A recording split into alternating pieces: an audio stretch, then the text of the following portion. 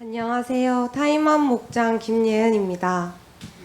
제가 이 자리에 선 이유는 저희 친오빠 이야기를 통해 하나님은 지금도 살아계시고 기도는 하나님의 때에 반드시 응답된다는 것, 그리고 중보기도에는 놀라운 힘이 있다는 것을 여러분들과 나누고 싶어서입니다.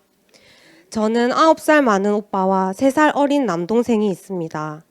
저희 3남매 모두 모태신앙으로 자랐지만 오빠는 어릴 때부터 교회를 불편해했고 신앙이 마치 자유를 억누르는 규제처럼 느끼고 힘들어했습니다.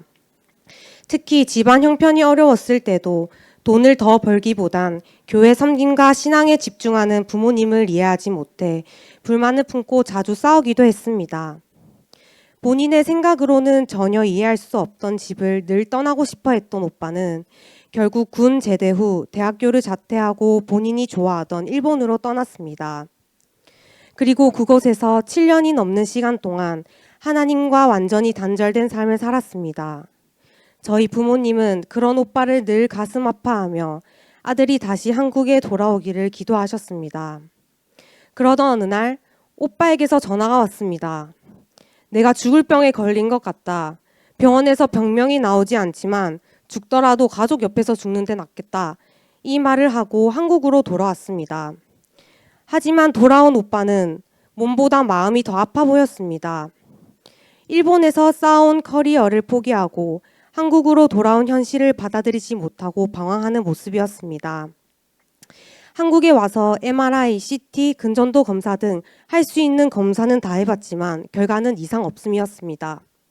그럼에도 불구하고 오빠는 점점 근육이 줄고 살이 빠져서 쇠숟가락도 들기 힘들어 할 만큼 체력이 떨어졌습니다.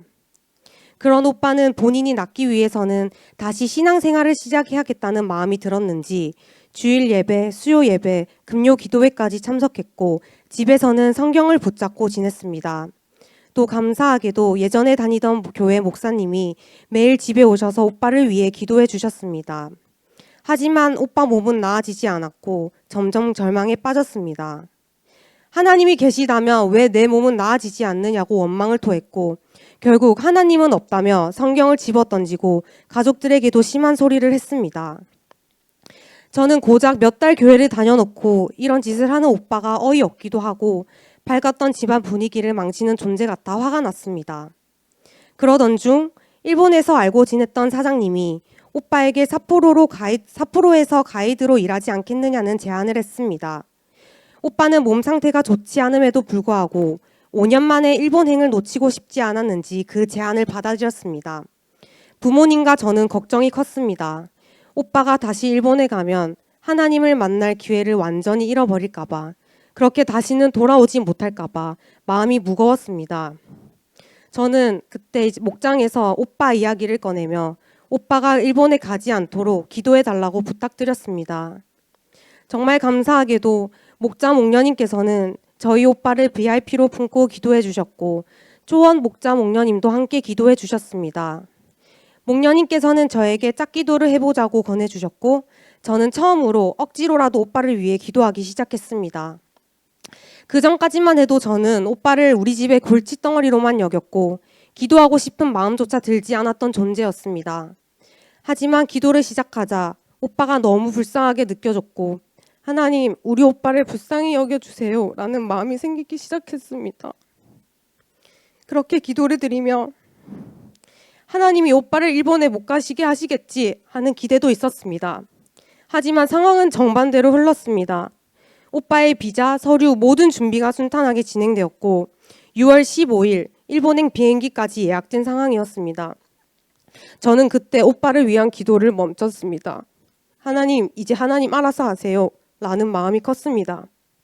그리고 저번 주 오빠가 일본으로 떠나기 전 마지막 가족여행을 다녀왔습니다. 그 중에 양떼 목장으로 올라가는 레일 바이크를 타는 일정이 있었는데 하필 우리가 도착하기 1시간 전에 레일 바이크가 고장이 나버렸습니다. 사실 원래 계획대로라면 저희는 레일 바이크가 고장나기 전에 도착할 수 있었지만 저희 아버지와 남편이 낚시를 하고 싶다고 해서 일정이 늦어졌고 그 결과 레일 바이크가 고장난 후에 도착하여 타지 못하게 되었던 것입니다. 결국 저희 가족은 15분 넘게 직접 산을 걸어 올라갔는데 오빠는 거의 탈진한 상태로 산을 올랐고 70세에 가까운 저희 아버지보다 더 힘들어하는 모습을 보였습니다. 그런데 며칠 후 오빠가 일본에 못 갈 것 같다. 이 몸으로는 가이드 일을 도저히 할 수 없을 것 같다고 일본행을 일주일 앞두고 스스로 포기했습니다. 오빠가 우리에게 직접적으로 얘기하진 않았지만 레일 바이크 사건이 결정적인 계기가 되었을 것이라고 저희는 느꼈습니다. 그 누구보다 고집과 자아가 세고 한 번 정한 건 기어이 해내려는 오빠가 스스로 포기한 것은 하나님이 하신 일이라고밖에는 말할 수 없었습니다. 저희 가족 모두는 오빠가 일본에 가지 않게 된 것에 대해 하나님께 감사했습니다. 그 다음 날 마침 목녀님께서 전화가 와서 이 모든 이야기를 전해드렸습니다. 레일 바이크가 고장난 시점, 낚시로 인해 일정이 밀린 상황, 이로 인해 오빠가 일본을 가지 않게 된 것 하나하나 말씀드리자 목녀님께서도 기뻐하시며 초원 목자 목녀님께서 우리 오빠를 위해 매일 기도하고 계셨다는 사실도 전해주셨습니다. 저는 오빠를 위해 기도하다가 중간에 포기했는데 오빠를 직접 알지도 못하는 분들이 매일 중보하고 계셨다는 사실에 너무 감사하면서도 한편으로는 제 자신이 너무 부끄러웠습니다. 이 일을 통해 저는 중보 기도에는 엄청난 힘이 있고 한 사람이라도 기도를 포기하지 않으면 하나님의 때, 하나님의 방법으로 반드시 응답하신다는 사실을 직접 체험하게 되었습니다.